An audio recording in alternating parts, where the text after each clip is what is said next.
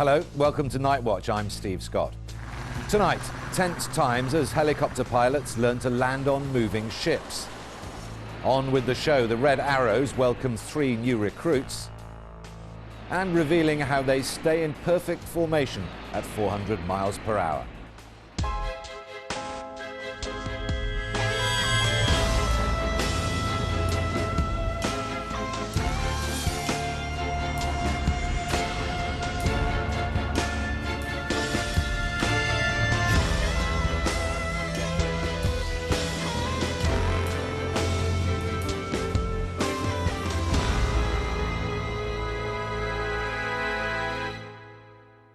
Those in the know say it's more difficult to fly a helicopter than an aeroplane. The Fleet Air Arm, the Royal Navy's Air Force, has some of the best pilots in the world, but landing their aircraft on the deck of a moving ship is one of the hardest skills they have to master. To make things more difficult, they're trained to land on the smallest flight decks in the Royal Navy. Dominic Velitis takes up the story. Leaving the safety of Portsmouth Harbour on a stormy day is the destroyer HMS Liverpool. On board are the students and instructors of the Lynx Helicopter Training Squadron. Welcome on board everybody to HMS Liverpool. This is going to be I think given the weather conditions we've got, it's going to be a demanding, certainly in the next 24 hours in particular, very demanding and probably demanding for the remainder of the week. Safety is absolutely paramount throughout. This is a series of training sorties, so let's keep the perspective firmly on training and making sure we achieve this safely. In a cool, unstable, showery airstream with heavy showers during the PM period. Student pilot Gus Carney is preparing for his first deck landing. Flying with Gus will be student observer Martin Wells. Looking forward to it. It's obviously picked a cracking day for it. The weather-wise, lovely cloud base and excellent sea state for Gus to try and land on, so it should be it'll be good fun. So thoroughly looking forward to just getting stuck in, get the first landings out of the way and get some practice in. The ground crew prepare the flight deck, ready for the arrival of the Lynx. Yes, Roger. Bridge flight deck is now at flying stations. Yes, Roger. At the moment they're just giving a quick sweep down to the flight deck with the hose to get rid of all the loose debris from it. It also at the same time checks the fire main, make sure that's working, and it actually shoots all the little bits that can't be swept up off the flight deck. So that's going to be complete at the moment. We've just gone to so we're at flying stations, so now we're basically ready in all respects for the camp to land on once our hose gets stowed.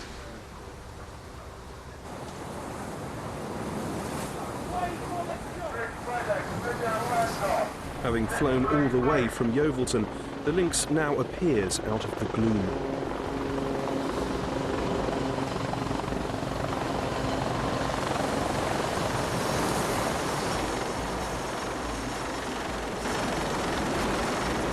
Given the conditions, a good landing, but so it should be with an instructor at the controls. Yeah, it's a little bit more of a tricky day than I think we would have liked if we were actually booking the weather. We've got about a sea state 4 out there, 15 to 20 knots of wind and a low cloud base, and actually some fairly heavy rain at the moment. I think if we had the choice of conditions, we'd start in the lovely weather and gradually move on for the students, because eventually they're going to have to deal with these conditions on the front line. But actually we have to get on with what we've got. But it's certainly been a great experience for the guys, and very challenging actually coming to land on what is the smallest flight deck in the Royal Navy. Once the aircraft is secured to the flight deck, the maintainers fold the rotors and move it to the hangar, where it will stay until the day's flying begins.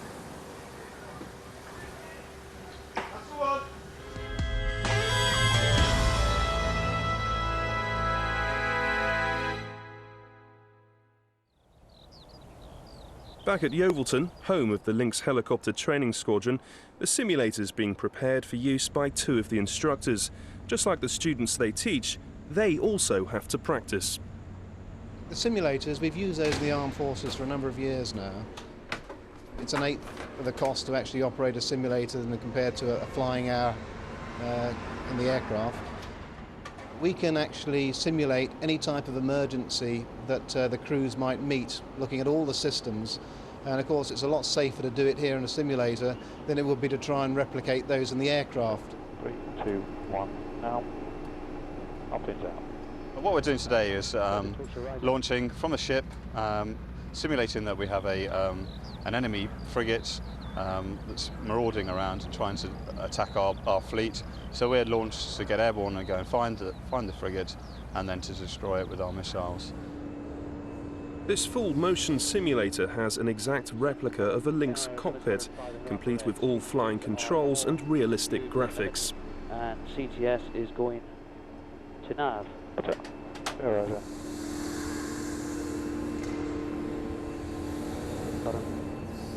He's got the target on radar, and he's now actually put it up onto his passive infrared display. Okay, it's definitely a warship. And he's actually identified that that is a warship type target. Delta 1, suspect. Horse, Foxtrot. Delta 1, conducting probe. This is Sierra 1 Delta, roger. Right. Roger, probe, track 7001 over. Take your 7001 with bruisers, over. This is Delta 1, roger. Okay. Go down at 30 feet. Roger. Every decision made by the pilot or observer is monitored in the control room. He's only got a very small weapon advantage, something like about a quarter of a mile. So once he's launched his missiles, he's going to be looking at trying to keep outside that, because otherwise the enemy vessel will actually fire back at him. 205 at 10.3 miles. With the target confirmed, they press home their attack, and it's the observer who prepares to launch the missile. And he's just about on the edge of that danger zone now. There's the locked and ready sign that's come up on his TSD. And there's the missile going there. Okay, and wait for number 1, locked and ready. Still firing in low 2, locked and ready. And first missile. And you can also see the missiles leaving the own helo on the tactical situation display. There's the missile going in. Bam. 7001, now on fire. Assess neutralized. This is Sierra 1 Delta, roger. Return call sign Sierra 1 Delta, rearm, refuel, over. Part of the realism of it all is that in the simulator we can get shot down for a start, whereas in the aircraft when we're training out in the areas, hopefully that's not going to happen. Obviously in time of war it might do, but it gives us a bit of realism there. But they can also throw malfunctions at us to see how we react to that. And again, it's not the sort of thing that you can practice readily in the aircraft. If you end up crashing in the simulator, it's not quite as serious as if you crash out in the aircraft. 95% torque, ground speed's good, 100% torque. A perfect landing, and both pilot and observer can walk away unscathed.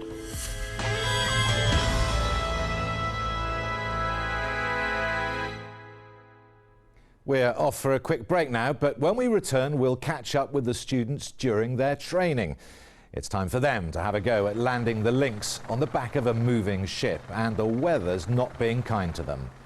It's a great thrill to land on the ship for the first time, especially in weather conditions like they are today, and in front of all your course mates who are waiting for you to make the first mistake.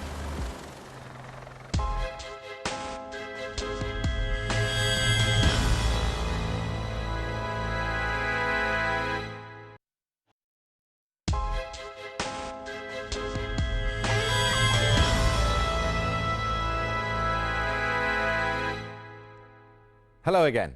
Lieutenant Gus Carney is being trained to land his Lynx helicopter on the back of a Royal Navy destroyer. The weather hasn't been good, but Gus's training must go on. He still has to do the procedure at night and then on his own. Back on HMS Liverpool, preparations for the day's flying are well underway. Sorties that we intend to achieve today. Firstly, myself as pilot training officer and Lieutenant Carney will be doing his dual to solo check ride, his first day solo in a Lynx helicopter. The sortie will include, the check ride will include emergencies, cross-deck landings, and then when I'm satisfied, sir, I'll send him solo for about 30 minutes on completion of that check. At least on Gus's first flight, there'll be an instructor sitting next to him. Walking out to the aircraft for the first time, as you've watched the instructors come in and do the landings, and it looks hard enough for them to do it, so when I step into the cab and do it for myself, it's obviously that much more difficult. So I was, the heart was certainly racing as I sat down for the first time. But taking control with the deck moving under you, as the first time that the flight deck officer told me to lift off, concentrate very much on the procedures you're doing. And once you're away, you're back to something you know again, and it's in the air. You start to relax, climb away, and the actual over the sea flying is no different to the land flying I've done before. Then you start to turn into the finals again, and you see the ship, and everything starts to speed up. Your heart rate goes up again, and you start to slightly clam up, but not too much because you're still away from the ship. And then as you start to come in even more, it becomes even harder, and you're really having to concentrate. Because there's a big lump of metal that's moving around in front of you. You come alongside her and try and judge the best moment to move across, and because you've got no experience, you're basically just doing the best you can, moving across the deck, and there's a point where you lose visual with what's beneath you. And you slowly come down, and you just pray that you can get the harpoon into the deck, not embarrass yourself on your very first deck landing. Unfortunately, I managed to get it in, and it's a great thrill to land on the ship for the first time, especially in weather conditions like they are today, and in front of all your course mates who are waiting for you to make the first mistake. A good effort from Gus, but there's still a long way to go, and he still has an instructor sitting next to him. Okay, Gus has just had his first go there. No real problems with the transition and the takeoff away from the deck. And the first landing itself, very nice. And as you can see, he got some 6s and 5.8s from his classmates as a score. You have to say that for a first sortie that was really not bad at all, particularly given the weather conditions. We've got about 30 knots of wind, sea state 4 to 5, and the deck's moving a little.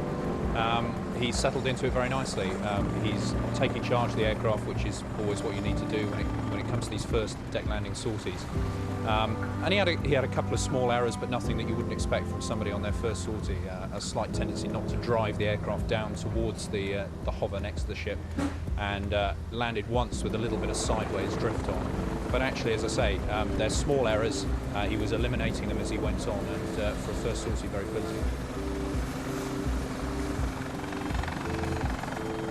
The Lynx is obviously an all-weather aircraft, but we're also a day-night aircraft, and so all our crews who we send off eventually to the front line need to be prepared for that. So we put them through an extensive deck landing training package, both day and night. For both operational and tactical reasons, not massively floodlit. So they'll be looking at one bar of lights and a few lights down on the deck next to them. So it's a very challenging environment, especially for the new pilots who, remember, this is still their first day of deck landing training.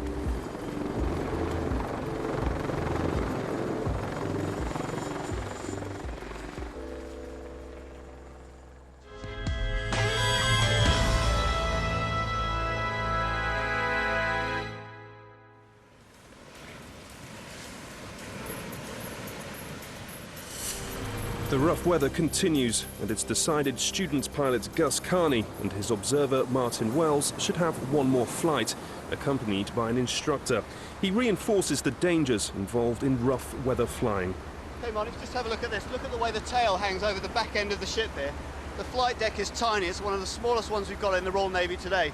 And when the sea state's anything more than this, really, and the ship gets some speed up, you get waves coming right up and it can hit your tail rotor. If that happens, it'll break your drivetrain and make your aircraft unserviceable. So always watch this area of the aircraft when you're coming to do your walk rounds. Check it's okay. All right?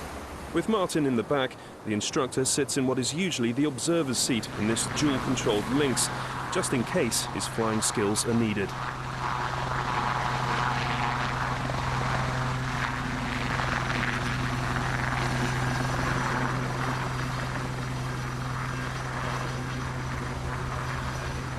Okay, what we're looking at now is Gus just doing his pre-solo trip before he goes off on his own, and what he's practicing now are some interwind landings.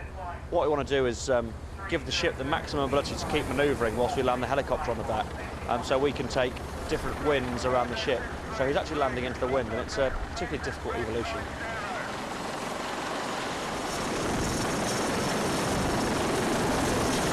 Gus lands on the correct spot and engages the harpoon that secures the aircraft to the flight deck.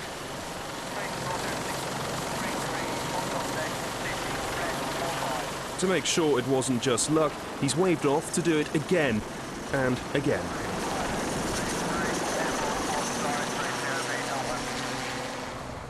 The reason that it becomes so difficult is because Gus sits on the opposite side of the aircraft on these ones that we're looking at now.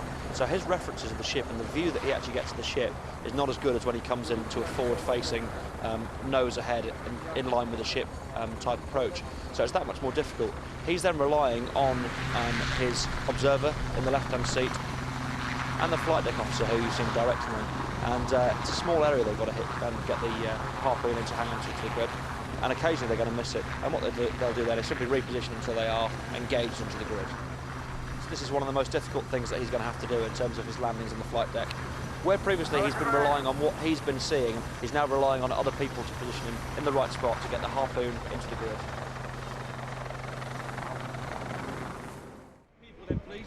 But sometimes things do go wrong, and should the aircraft have to ditch, all aircrew have to know how to escape. These days, it's not only the Fleet Air Arm who fly from ships, it's also expected of the RAF and the Army Air Corps. This facility at Yeovilton is commonly known as the Dunker. We come here to practice escaping from an aircraft as if it was underwater, in this case a helicopter. And the idea is to give you the confidence that if you were to ditch, then you don't panic, you can relax, orientate yourself and get out the exit. Okay, well done, relax. Go through all that. Right. 3, 2, 1, go. Once we've finished the initial phase which we've just done, we go into the module itself and practice various positions, going down into the water, going inverted with the lights out. And again, the practice is orientating yourself once you've impacted, using the air supply and then exiting the aircraft itself.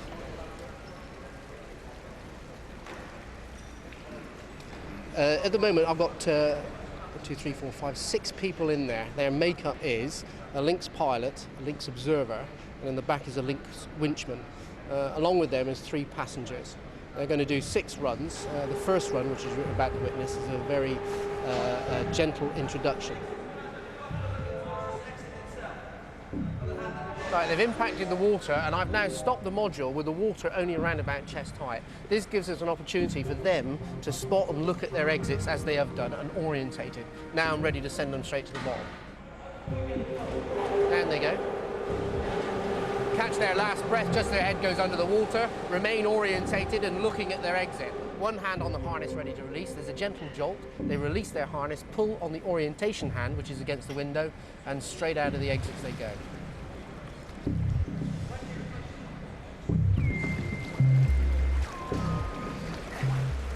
This is the 3rd time I've done this, so you do it every 2 years. This is the 6th year, and feels confident. You don't have that tightness of chest, don't have the panic. You're not trying to get out as quickly, and you've got the confidence to sit there, look around, where am I, where's the exit, who's gone, there's the harness, out I go. It works. Run 2 is going to be the first time that they've experienced the violent motion of the sea that's come in through the windows that they've jettisoned. I'm going to release the brake, so the module is going to spin through 180 degrees. The violence of the water, if they release their harness too soon, will actually force them away from their exit. So what they have to do is to remember to remain strapped in until that violent motion has ceased, and they can make a clean exit through their nearest window.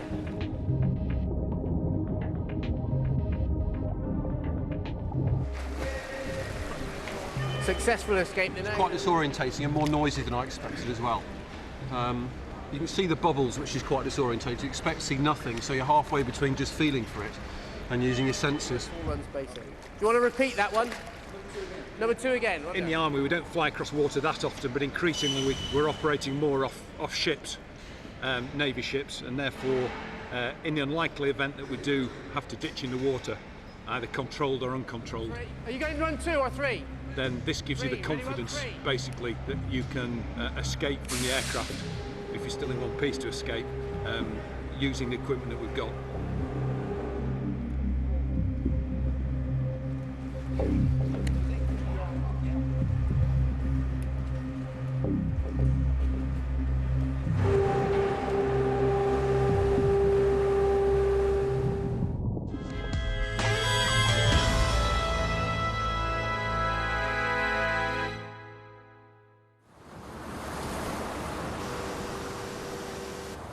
Back on HMS Liverpool, student pilot Lieutenant Gus Carney prepares for his first solo deck landing.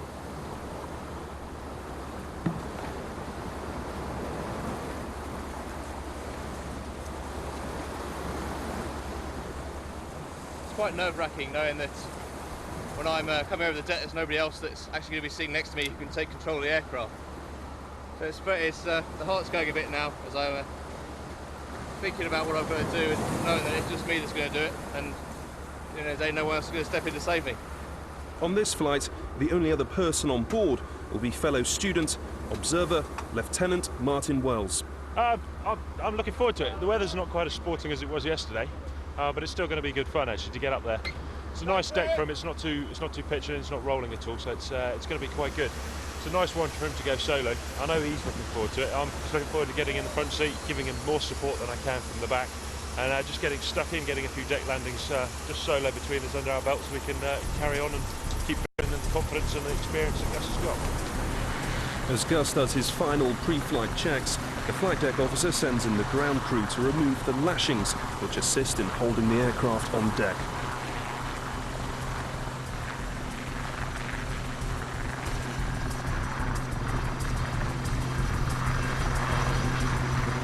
The takeoff is watched anxiously by one of the squadron's instructors.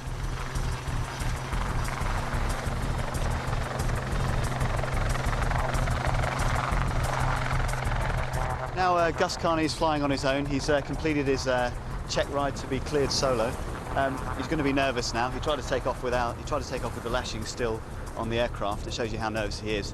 Throughout the sortie, he proved to me that he could fly with that aircraft if it was limping home on one engine with no hydraulic system, and he could land on the deck, albeit a bit wobbly. He's there. He's made the grade, so he's gone solo.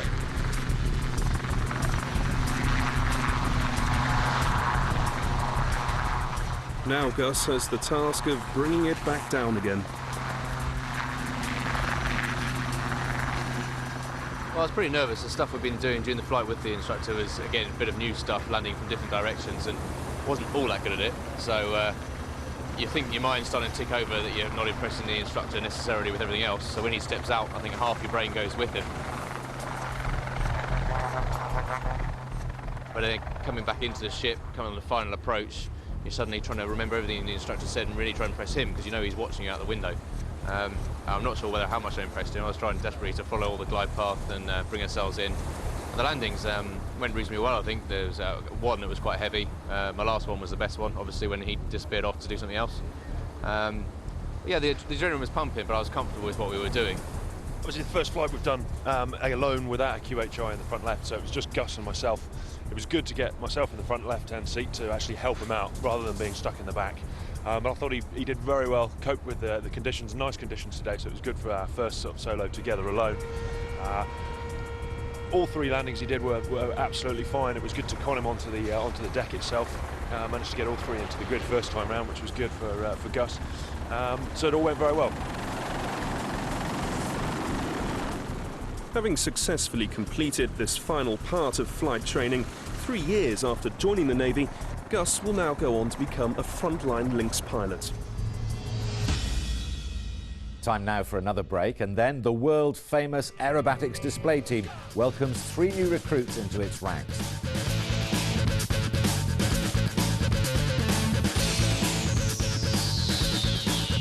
It'd be foolish for anybody to arrive here to fly with the team and have an expectation that this is going to be easy. This will be the most demanding flying they've ever done in their life. Join the Red Arrows in a moment.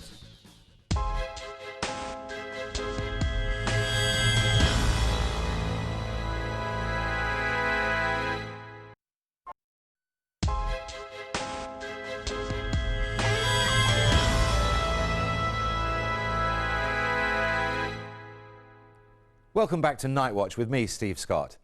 They're the public face of the Royal Air Force, and their displays have mesmerised hundreds of thousands of people all over the world. Every manoeuvre is timed to the second, and with each plane flying at 400 miles per hour, there's no room for error. The Red Arrows demonstrate the professional excellence of the RAF, so new pilots must undergo months of training before they're allowed to take to the skies in front of the public. The narrator is Mike Blair. Go!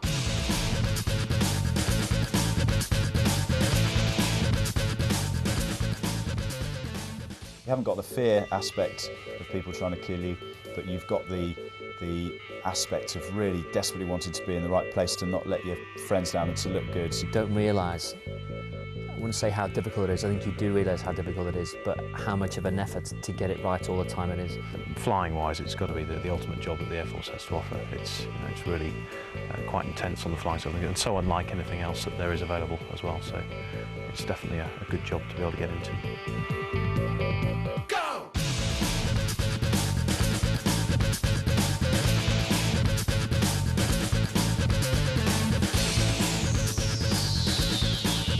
It'd be foolish for anybody to arrive here to fly with the team and have an expectation that this is going to be easy. This will be the most demanding flying they've ever done in their life. They have to concentrate at 110% for very long periods of time. They have to produce extraordinary levels of performance, and that tests people severely, and it knocks their confidence.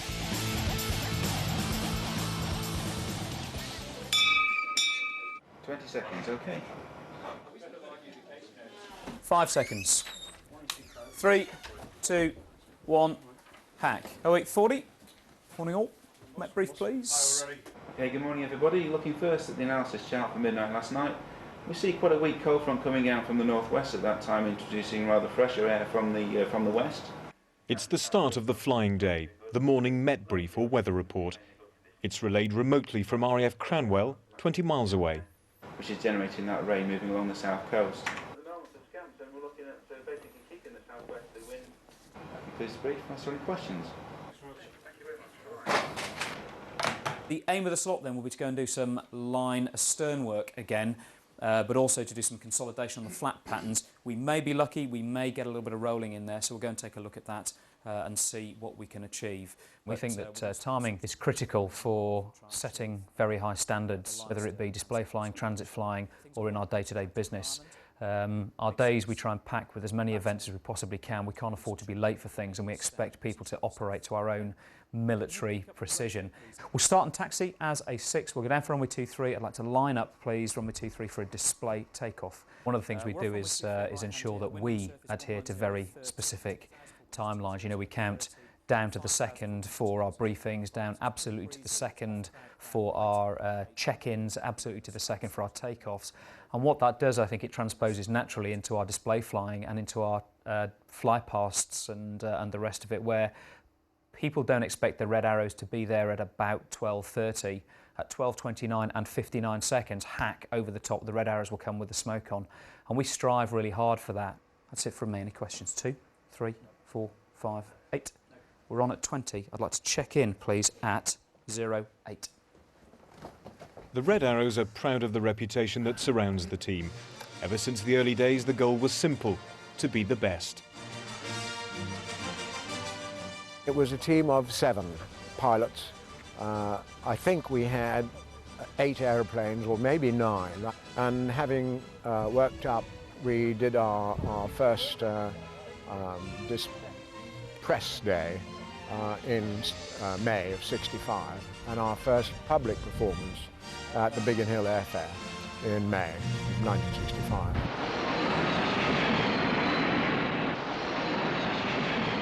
We had a good public, and indeed, if we hadn't had a good public in those days, I dare say the team probably wouldn't be here today. By about 1967, I would say, and certainly by 1968, we were probably the best aerobatic team in the world.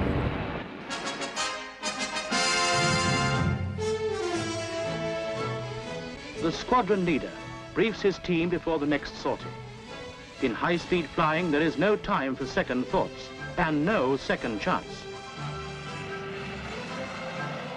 111 Squadron's team of Hunter aircraft were known as the Black Arrows and were one of many display teams in the RAF in the 60s.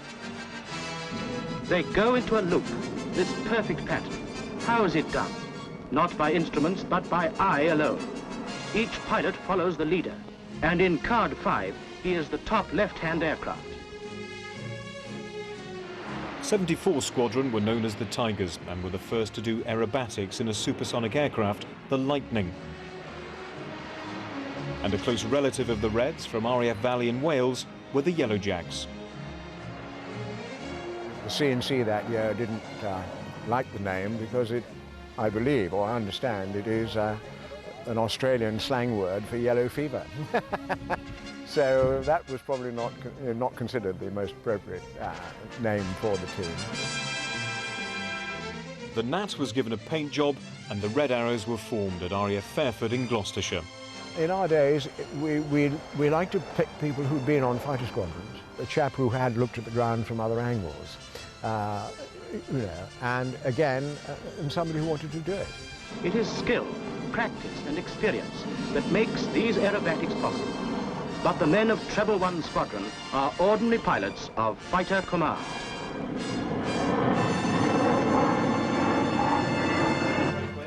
The tradition of choosing the team from amongst the frontline squadrons continues today. In order to qualify, pilots must have had at least one operational tour and have had 1,500 hours of fast jet flying. To achieve that, you need to fly 5 days a week for 10 years. Each year, 3 of the team leaves to make way for 3 newcomers who want to prove they've got what it takes to be allowed to wear the famous red flying suit, the badge of office of this iconic team. Something I've always wanted to do. I mean, I've got lots of friends who have been in the Reds at various points over the years gone by, and I've never heard one of them say a bad thing about it as far as, you know, their time they spent within the Reds. There's definitely a sort of, wow, look, you know, look what I'm doing now. It seems quite incredible. Here I am flying around a red aeroplane, but any feelings you may have of grandeur are fairly quickly wiped away when you find that the job is incredibly difficult. And it takes an awful lot of dedication and an effort to get even the smallest things right. So I found it anything but a breeze. It's been really, really hard work so far. I joined the Air Force on a short service commission. So I meant after 9 years service, I had an option to leave. So I served for 9 years, and for reasons at the time, I decided, you know, I'll go and pursue something else. I actually left the RAF in 1998, and I went to work for British Airways flying jumbos, 747s. And I soon realised that I'd not done enough of this fast jet flying. I missed the people, and you know, I knew pretty soon in my Air Force career I was never going to be chief of the air staff, but I did miss flying jets, and I missed the people, and I'd certainly not done enough of it. So I spent about 20 months, 18, 20 months with British Airways. I had a great time, treated me very well, but it was just too soon for me. So I rejoined the RAF in 1998. I was an air defence pilot. My job was to deliver a weapon to shoot down another airplane. And for that sortie, my concentration level will be at its peak, only for maybe 2 or 3 minutes. I can honestly say for the 20, 30 minutes that we practice and we do the show, your concentration level has to be right up there for that whole time. And you don't really realise that until you start practicing and do the job, and you realise you have to be on it the whole time. I think that was a real shock to the system, to all 3 of us. When I joined the Air Force, it was very much an Air Force that had not seen much in the way of operational service for quite a long period of time. As I joined, the Gulf War was going on, so we started this new era then of squadrons being routinely deployed on operational service. But all the same, mindset from joining of an Air Force that practiced for it but didn't necessarily deploy very often changed very quickly to an Air Force that was almost constantly deployed. And I literally got combat ready on a Friday, and the following Monday I was flying my first sorties over Bosnia. So quite alarming when you first go into hostile airspace, and you certainly don't feel mentally ready for it. Perhaps you've been well trained, but only to a certain level, and it's a very steep learning curve then to get up to speed to operate in large packages over hostile airspace potentially. So exciting stuff.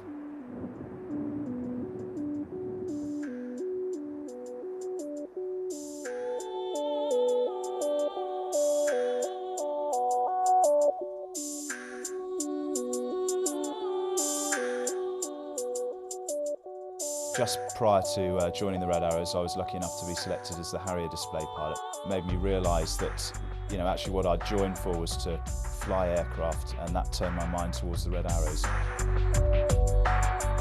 I think perhaps there's a perception that you come from a world where you are you know, towards the top end of your tree. You know, you're one of the more experienced pilots in your particular field, on the Harrier in my case. You then go to something and you are, you know, rock bottom again. There's no doubt about that. It's another thing you have to deal with, and it's fine. It's actually more of a personal struggle to go from being or feeling reasonably competent at the job you're doing to suddenly not being able to do things all the time, and it's very, very frustrating. From day one, when I flew in a fast jet when I first started flying, and somebody said one day you'll be doing this, you'll be upside down, looping and rolling, radio calls, smoke buttons, all this stuff. No chance, I can't do that. If I was to never fly again after this tour, you know, I'd retire a happy man.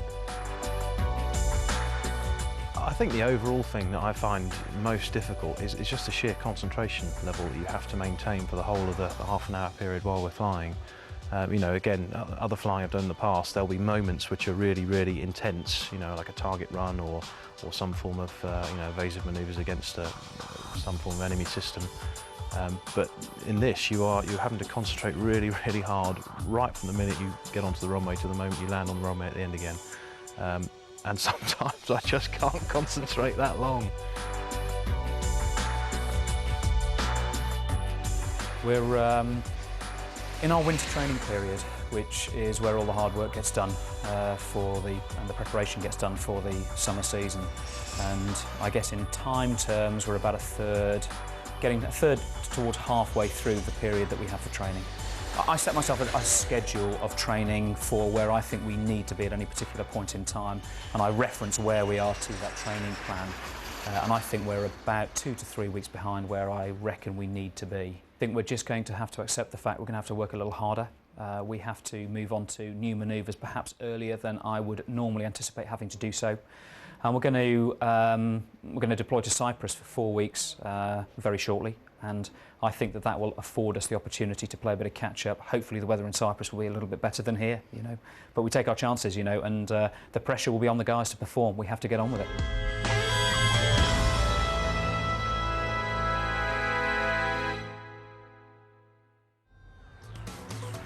From the ground, the Reds' displays seem almost effortless. From inside the cockpit, it's a different matter altogether. Climbing and turning at speed means the pilots have to contend with huge G-forces. At 7G, common to all Red Arrow's displays, their body weight increases sevenfold. Quite apart from the physical pressures, flying in tight formation demands intense concentration. The pilots need to keep each aircraft in exactly the right place, even when they're upside down, only feet apart, and travelling at over 400 miles an hour. But before the 3 newcomers can attempt the complicated manoeuvres, they must match the skills of their more experienced teammates. So it's back to basics. Trying to keep an airplane in a specific point in sky next to another airplane. And the idea being that if either side of the leader, if you like, are maintaining exactly the same shape as the other guy, then we've got uniform shapes. And that is kind of the essence. And what we have to do that, the tools we have, in essence, we've got what's called references. And they are literally lining up points, bits of metal and markings on the aeroplanes that create a shape when all 9 aeroplanes are close to each other. For the first few months on the team, the new guys will fly only 1 or 2 references to begin with, looping and rolling using this reference. And the idea being is you're learning techniques on how to fly the aircraft in formation next to the leader. And to dispel any myths, the airplanes are not equipped with any great computers to do this. You know, they are nearly 25-year-old aircraft, and it's literally stick, rudder, and the engine. You, the pilot, have to put the aircraft in the right point of sky. So, for instance, this reference here is known as the arrow reference, and the first reference, if you like, gives us what's called the long and short reference, and this is the line, and all it is a wing line. If you imagine, if you take this line, you could pretty much run it out to infinity.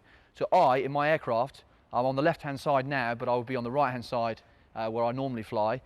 But the principles are exactly the same. What you have a 4.5 reference, okay?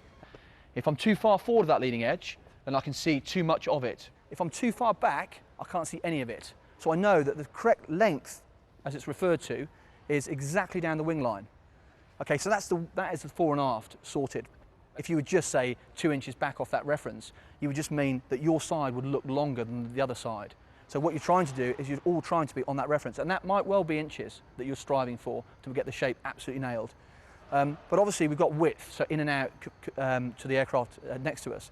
And what we have is, if you can kind of look down under the line of the wing, and there's basically 4 rows of shrouds, and they're flapjack shrouds. And there's basically the second one inboard, there's a nut on it, okay, and the one inboard of that, or sorry, outboard of that, is a red one. And what we're basically doing is putting the line of that halfway through the nut.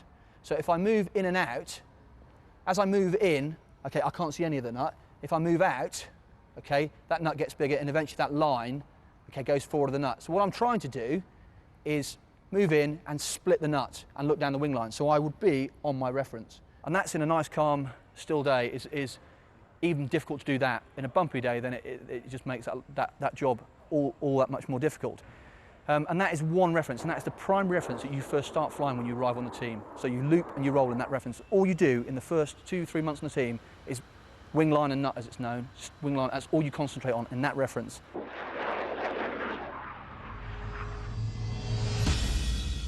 A last quick break and then cockpit cock-ups.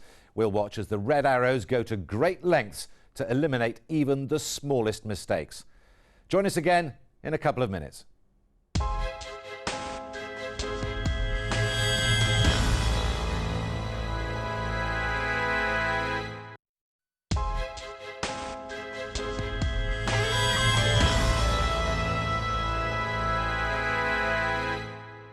Hello again. Every year, the Red Arrows get 3 new recruits. Their training begins in the middle of winter. All of them have hundreds of flying hours under their belts already, but learning the death-defying manoeuvres can feel like learning to fly all over again. Flight Lieutenant Jez Griggs takes up the story. The guys, everyone on the team in the flying work very hard, and at this time of the year it's very frustrating because you really put your heart and your soul into it, and it doesn't always go right. And there's no computers in the aeroplane, it's just purely down to you. You know, you connect to the aeroplane, and it's basically up to you to put the aeroplane in the right bit of sky, fundamentally. And when it doesn't go right, it's very, it's very frustrating and very exhausting because you are putting everything into it. And the pressure doesn't end when you land. This is the domain of precision aerobatics. If you've made a mistake, there's nowhere to hide. Every slot is filmed and the tape is scrutinised in the debrief. We are very honest in the debriefs anyway. We have to be, because you don't learn if you're dishonest for a start. But added to that, as you say, A, it's being filmed, so any mistake you do make is there for everyone to see. And B, it's quite, because we're in very close proximity to each other. Any error you make is quite obvious to anybody else in the formation. Particularly as we get better, and people, for instance, outside of me, can spot an error that I'm making and see that it's an error of mine rather than an error of theirs. So yeah, that's definitely an issue. The Red Arrow's motto is Eclat. It means excellence. Much deeper than when we first flew, and I couldn't see the canopy bows in the way. Their manoeuvres call for inch-perfect flying to create that perfect symmetry. Would have helped nothing, Just to make absolutely sure, every sortie is examined in great detail. And the team are subjected to trial by freeze frame. Those are much more controlled, aren't they, though, the offs? They're also expected to call out their own mistakes. Yeah, it seemed like it was like it's a nod and then a bit of a pause, so you just need to make sure it's a bit more of a pause. And then down the line here, it looks like it's quite a lot of difference in height. I went, I rode up initially, and then I think in the effort to halt that, I went down a little. Pretty good widths, 4.5. I don't think I was quite prepared for just how high the workload was going to be. 3 times a day, every day, with the level of concentrations required, really does test your ability to keep those concentration levels, particularly on the 3rd trip on a Friday, and to remain focused and not to get down from the debriefing side, which is, of course, constantly telling you you're not in the right place and you need to work harder at being in the right place. So fatigue levels have been a real issue. Not sure that's tight. Is it on the right? Yeah, I'd agree that. I think 8's tight. I'm not sure 2 and 4 are. Looks all right. Every time the team displays, the public and the media take photographs of every move they make, and many are published. So even the small mistakes must be eliminated. It's not a bad length, I think. Attention to detail is the order of the day. Yeah.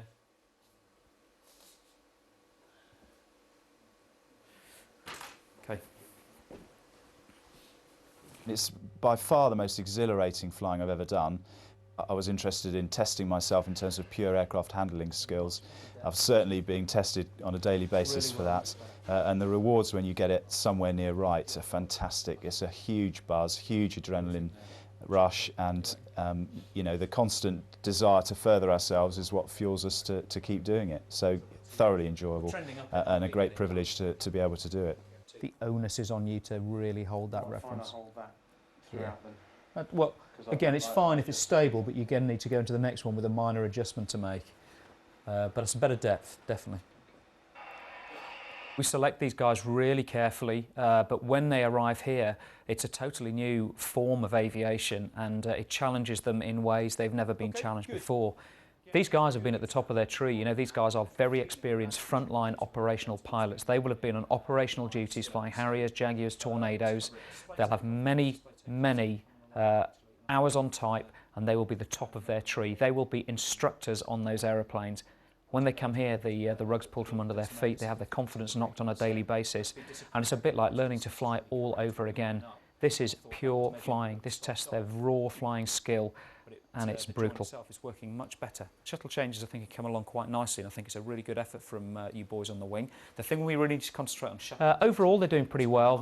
They're at the stage I would expect. It's a real roller coaster ride. You know, there are days when things come into when it all comes together for them. There are days when it all falls apart. And what we need to do is get their base performance level to sort of a standard whereby the public won't notice any mistakes. And at the moment, their base performance level is way off that, absolutely way off. On their very best days at the moment, they're barely achieving public display standard, you know, and that's for sort of moments of a sortie. They need to do that for 30 minutes at a stretch. So we've got a long way to go, but you know, I have no fears that they will be able to achieve the standard that's required, but we've got a long way to go. Any points for me? Yeah, we'll brief at past, please. Yeah, thank you.